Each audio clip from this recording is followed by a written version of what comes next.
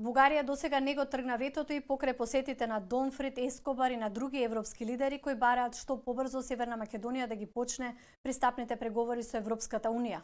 Се сведува ли овие посети на политички туризам, а не на нешто што би донело реални промени?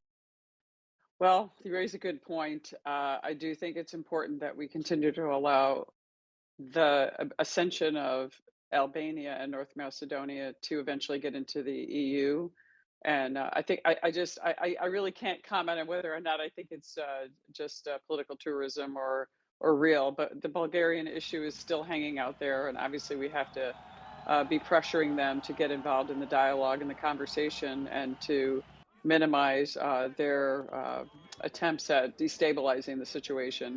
That we need to come to a solution, and it has sort of a negative impact on the rest of the entire Western Balkans. I do have some concerns, obviously, that these are in these talks are in the shadow of what's really happening in Ukraine, and maybe not as serious as they could be. Бугарскиот владен врв, предводен од премиерот Кирил Петков, дојде во Битола да отвори културен центар именуван по историски признат нацистички соработник Ванчо Михајлов. Кој е вашиот коментар на тоа и дали сметате дека однесувањето на Бугарија е во согласност со НАТО стандардите?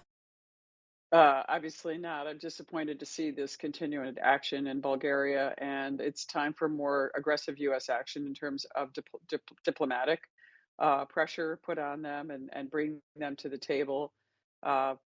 Unfortunately, I don't think you're going to get that out of the Biden administration. They don't seem that interested in this region of the world, which I think is one of the most critically important regions of the world. It's always been the gateway between East and West, and it's very, very important that we as a country support the NATO allies that are contained, sort of dotted through this region. As you know, not everyone's a NATO ally, and not all of them are in the EU. So we have a lot of history and years of struggle and strife in these regions.